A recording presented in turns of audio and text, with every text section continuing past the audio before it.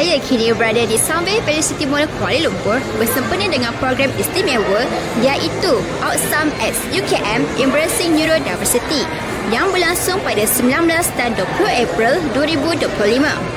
Persoalannya, mampukah program ini memberi impak kepada masyarakat bagi menyokong golongan autism di dalam kehidupan seharian mereka? Ikuti perkembangan bersama saya, Shakira Fauzi.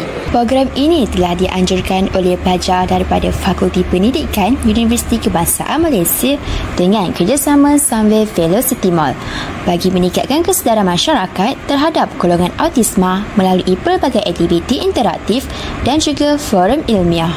Untuk program ni, dia memberikan satu alternatif lah, terutamanya kepada ibu bapa yang tidak tahu anak mereka OKU, dan di sini mereka juga dapat tahu melalui inisiatif yang kita lakukan lah. Di sini kita dapat mengetahui tentang latar belakang anak mereka, so kefungsian dan tahap penguasaan mereka lah dalam penguasaan untuk contohnya macam bertutur.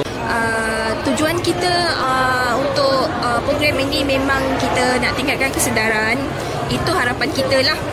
Tapi kita kata kita tak dapat nak semua masyarakat, tapi sekurang-kurangnya masyarakat yang maybe dalam mall ni boleh mendengar walaupun tidak berada di tapak program. Kita punya awareness tentang autism ni, nak kata daripada dulu memanglah dah meningkat kan, tapi saya rasa masih lagi perlu kita enhance lah. Maksudnya kalau orang yang melalui, dia memang mencari ilmu untuk benda tu kan, tapi kalau orang yang bukan sekasut, so dia punya kefahaman dengan dia punya empathy tu kurang. So mungkin kita boleh didik semua masyarakat untuk terima kekurangan yang ini kan, autism ni.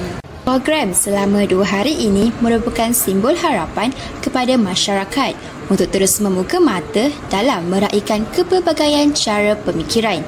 Dengan kesedaran dan sokongan yang berterusan, masyarakat lebih bersedia untuk menjadi komuniti yang lebih terbuka dan memahami keunikan individu neurodivergent.